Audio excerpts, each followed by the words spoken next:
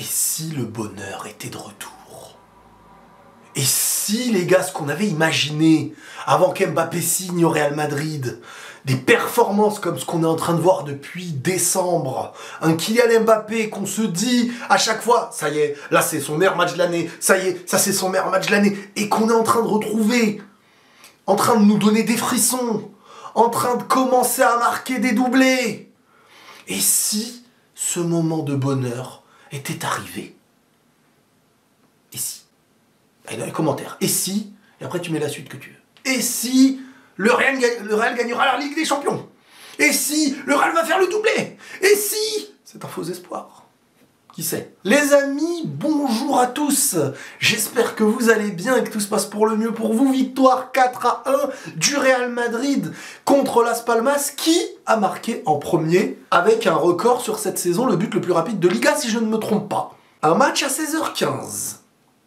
Après que l'Atlético ait fait un faux pas.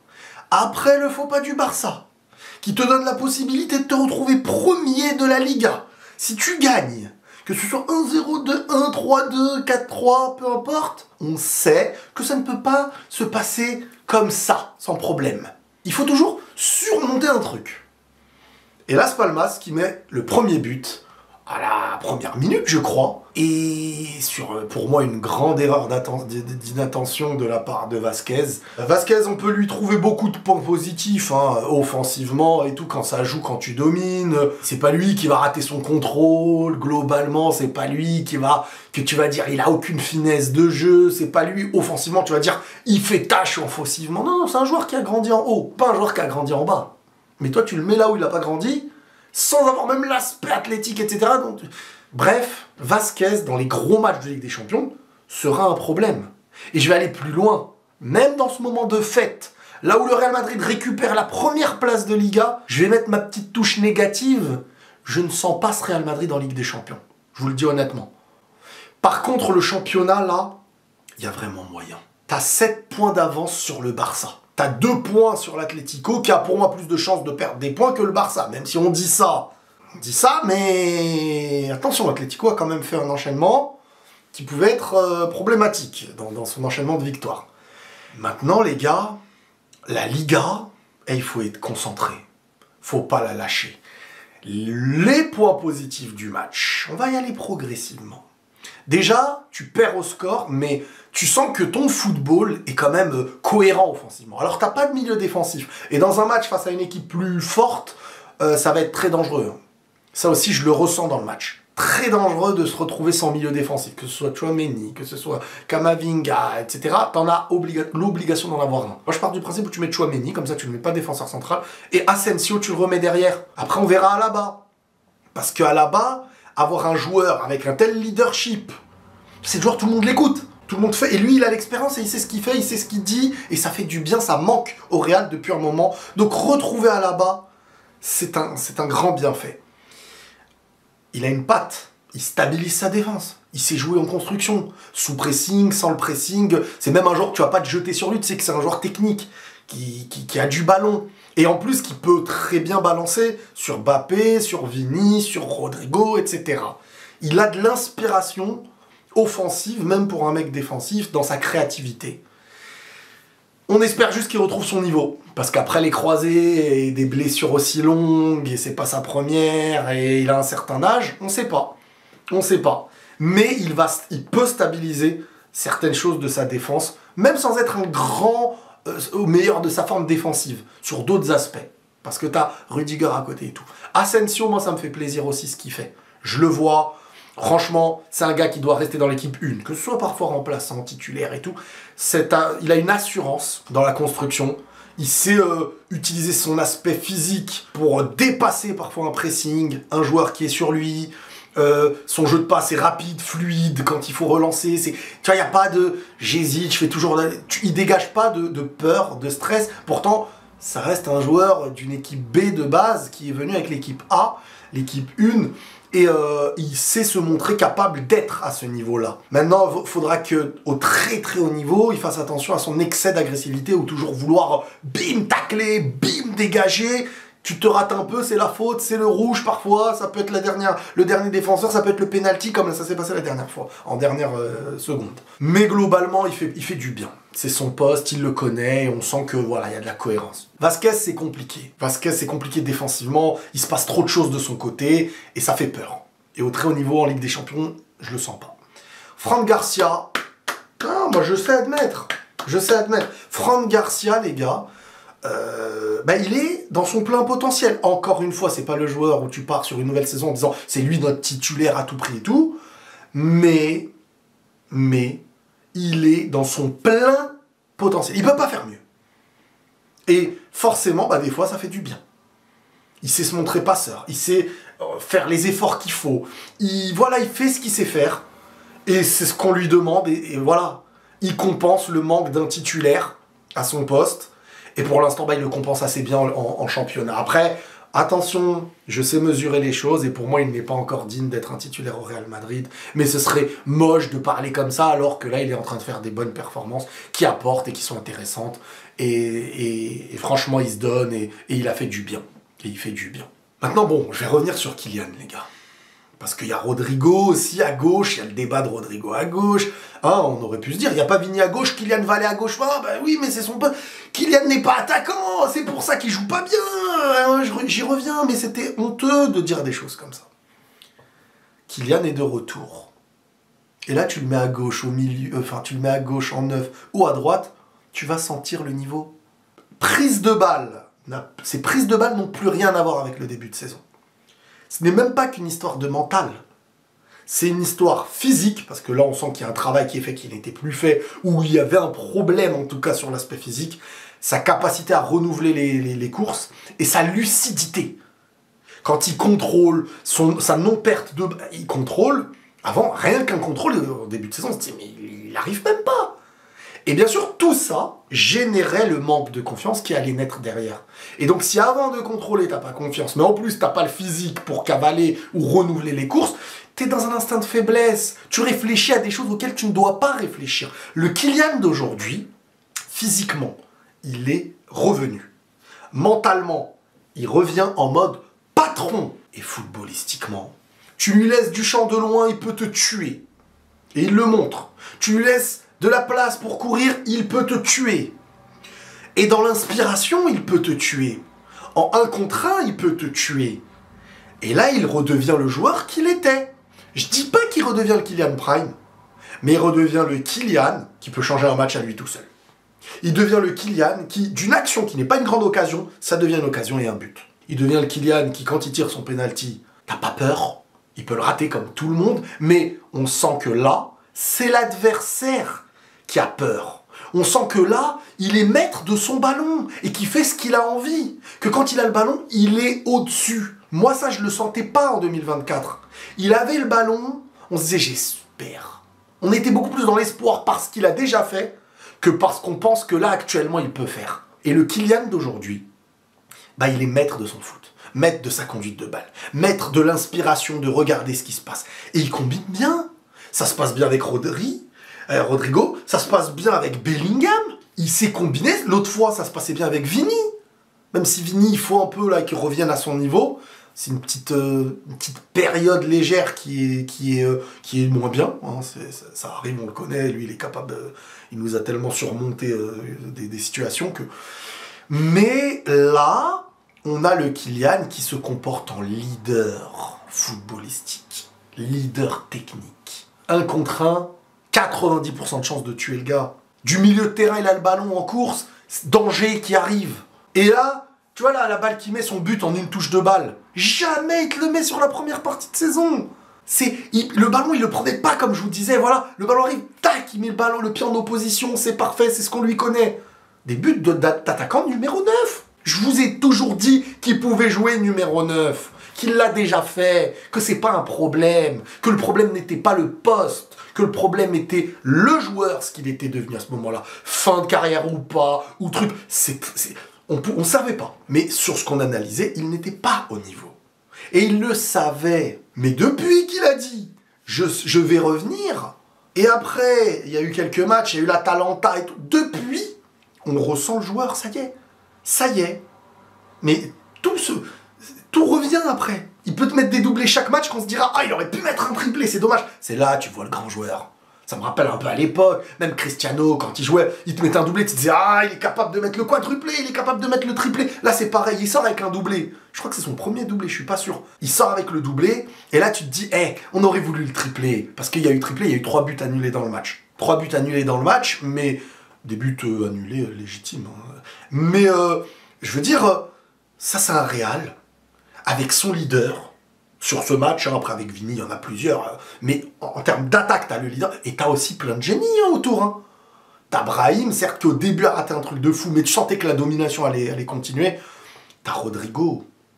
Ah, Rodrigo, là, c'était... Oh, la finesse, c'était du cristal. Hein. La finesse de Rodrigo qui sait entourer Mbappé, qui sait... C'était du cristal, le truc. Un joueur qui déstabilise réellement sur l'aspect vraiment tueur, peut partir de loin. Un Rodrigo qui... Rodrigo sait s'adapter à tout le monde, de toute manière. C'est un génie aussi. Hein. Il a cette finesse, cette construction, etc. Alors maintenant, à chaque fois que Rodrigo performe à gauche, eh ben, le débat, certains sur les réseaux, perdent la mémoire. Boum, un match. C'est comme ça. Rodrigo meilleur que Vinicius, machin. Les gars, qu'on me dise Rodrigo, potentiellement à la hauteur, avec son style de jeu, quand il est à gauche, ça. Mais qu'on me dise Rodrigo peut mieux bonifier et mieux se différencier en complémentarité avec un joueur digne de Kylian ou de Benzema, de machin, de... Enfin, Benzema c'est différent, parce que Benzema c'était pas le joueur non plus qui élimine, qui truc et tout. Mais... Que Rodrigo apporte une complémentarité spécifique, que Rodrigo peut se reculer pour laisser briller une lumière. Qu'on me dit, là je débat, mais qu'on me dit Rodrigo meilleur à gauche que Vini, allez demander au plus haut niveau de finale des Ligues des Champions, de demi, de jouer des Bayern, de jouer des City. Voilà, ils ont parlé à ma place. Honnêtement, c'est Vini le summum là. Sur l'aile gauche, c'est Vini. Maintenant, oui, qu'il y ait des points forts à Rodrigo, bien sûr. Et ça depuis toujours. Hein. Combinaison, intelligence de...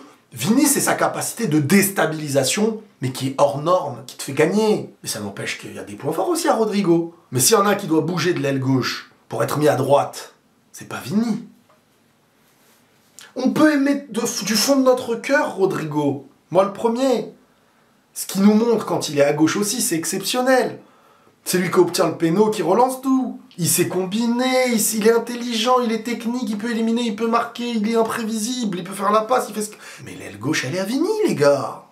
Faut pas perdre la mémoire, les gars. Faut pas perdre la mémoire. Parce que si tu me fais une compilation de ce qui s'est passé à gauche avec Vini au très très haut niveau, pour déstabiliser ça, pour retirer ça, pour dire, toi, tu t'en vas, bah pour l'instant, il n'y a rien au monde actuellement qui peut faire ça.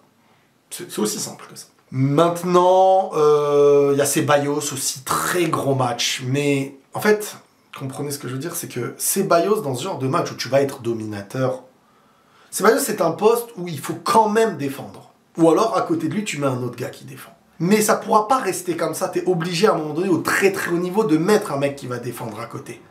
Donc t'enlèves qui? En plus, dis-toi qu'il n'y avait pas Vini parce qu'il était suspendu. Donc c'est compliqué, mais dans ce genre de match-là, l'apport aussi d'un Ceballos est exceptionnel. Même, alors, quand je dis défensif, bien sûr, il a récupéré des ballons. Hein. Il s'est battu, il a pressé. On lui reproche rien, moi je lui reproche rien sur le match.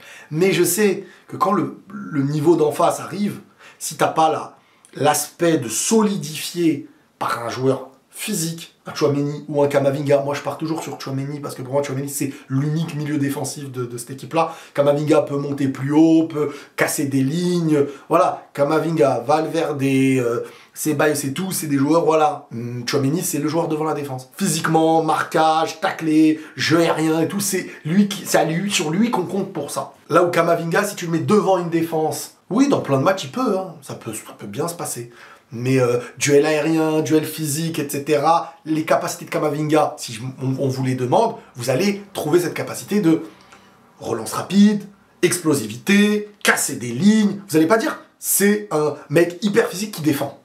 Tchouaméni, c'est un mec hyper physique qui défend, si on doit juste vulgariser le truc. Et c'est ces capacités-là qui font que quand Casemiro s'en va, tu vas le chercher. Enfin, tu vas le chercher, mais Casemiro s'en va, tu sais que c'est lui qui est là derrière. Donc, il te faut forcément un élément qui va être à la Tchouaméni.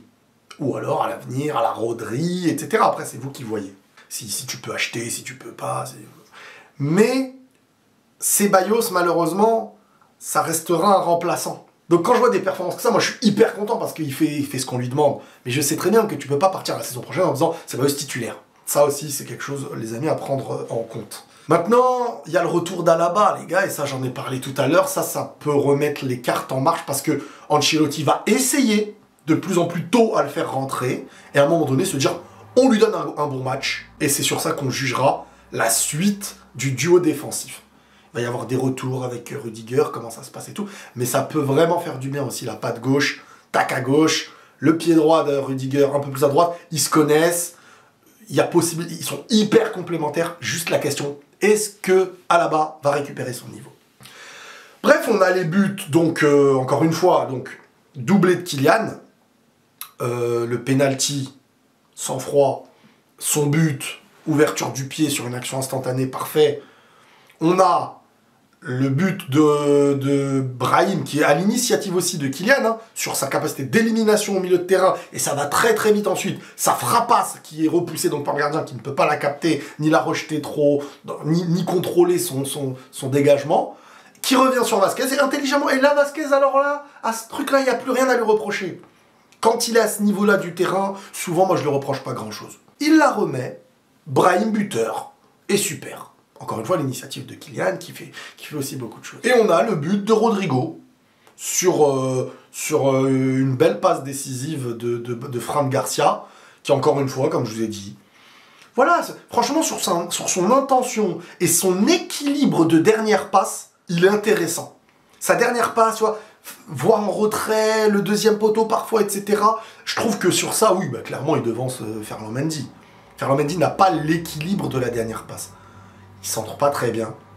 On compte pas très bien sur lui mais sur cet aspect de contrôler le ballon et être solide au plus haut niveau aussi, c'est ce qui se fait de mieux. Mais parfois, quand il n'est pas à son niveau, bah tu perds tout aussi. Et malheureusement, là, on sent qu'il a la tête ailleurs. Bref, Fran Garcia sur la passe parfaitement. Après, il y a eu un but refusé pour Bellingham. Il y a eu un but refusé... Ah ouais. Oh là là, le but refusé de Valverde, sur Valverde. Incroyable la frappe. Valverde, faut pas le laisser tirer les gars. Ça commence à faire beaucoup de joueurs qu'il faut pas laisser tirer. Hein. Kylian, Valverde. Après voilà, Tchouaméni il a une grosse frappe, mais il ose moins que les offensifs. Mais Valverde la frappe, c'est pas une frappe sèche, c'est une frappe quand même beaucoup plus enroulée. C'est plus une frappe voilà mise entre le plat du pied et la frappasse quoi. Et là, lucarne, poteau rentrant, là, exceptionnel, exceptionnel. Bref, le Real nous sort de ce match avec une très bonne image. Une très bonne image, beaucoup de confiance, une première place reprise. Tu as la saison entre tes mains, entre tes pieds. Avec 7 points d'avance sur le Barça. Actuellement, tu as le droit à 2 défaites que tu es encore devant le Barça. C'est énormissime. Et c'est cette Liga, je ne vais pas vous dire un peu moisie, qui nous a permis de voir un Real premier aujourd'hui. Ça, faut pas l'oublier, quand même. Parce que c'est inconcevable de se dire que tu as 7 points d'avance quand tu vois ta première partie de saison. Honnêtement. Inconcevable. Mais on mange, on prend, et si ça te permet... Alors, moi je vous le dis, il y a beaucoup de gens qui me demandent, mais on en parlera bien dans une question-réponse, il y a plusieurs personnes qui me demandent, le Real, à ton avis, fait une bonne saison s'ils réussissent quoi? En temps normal, un Real Madrid, ça vise toujours la Ligue des Champions et le championnat au moins. Pour être dans une bonne bête de saison. Après, tu gagnes le championnat ou la Ligue des Champions, c'est bien. Mais cette année, au vu de ta première partie de saison, tu gagnes le championnat, c'est un miracle. C'est un miracle, je vous le dis. Si tu gagnes le championnat, là, qui est de plus en plus probable, parce que là, s'il suffit d'un gros faux pas de l'Atlético, et s'il y en a encore un du Barça sans que toi tu l'aies fait avant eux, tu commenceras à prendre une avance. Mais ça restera un miracle de se dire à la fin tu vas porter le championnat si tu le gagnes.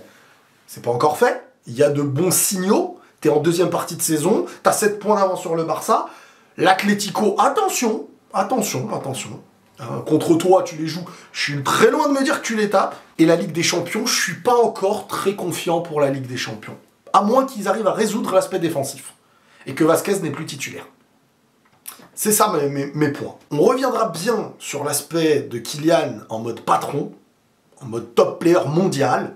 Il revient sur le... Là, quand il est comme ça, individuellement, pour moi, il redevient dans le top 3 des individualités mondiales. Ce qu'il a connu avec son expérience, c'est sa capacité de pouvoir marquer à n'importe quelle position, hormis du jeu aérien. Gros défaut de Kylian, voilà. C'est vraiment le défaut de Kylian. Tu sais que tu peux pas jouer aérien sur lui. Mais les espaces offensifs... Enfin, je veux dire, les gars, dans ce match-là, il cavalait partout la première mi-temps qui te sort. À un moment donné, tu te dis, mais c'est trop, il devance, il revient, il est là, il a même été trop généreux. En deuxième mi-temps, à un moment donné, il est en 1 contre 1, il y a Bellingham à droite, il y a Hendrick à gauche, et tu sens qu'il veut donner aux autres. Ça y est, il a mangé, il est nourri.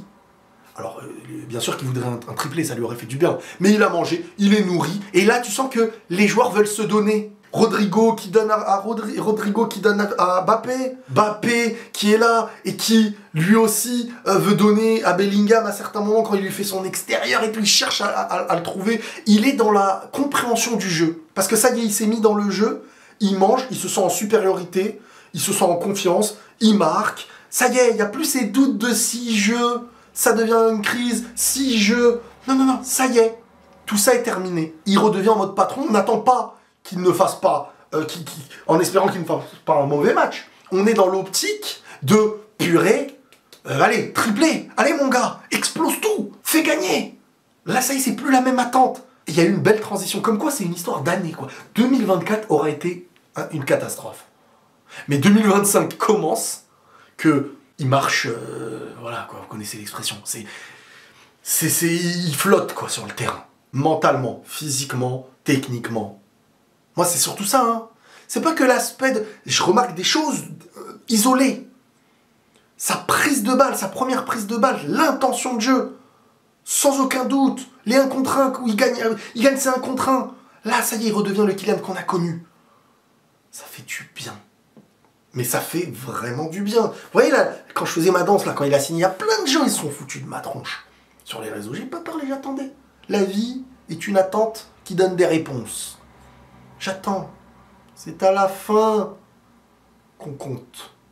J'ai pas cherché un proverbe compliqué, là, ok? Ouais, c'est à la fin du bal qu'on paye les musiciens ou faut pas vendre la peau de l'ours avant de l'avoir tué, on connaît. Mais, attention à vous, les gars, vous vous êt foutus de ma tronche. Sharingan a analysé, Sharingan est très patient. On reviendra dans les moments opportuns.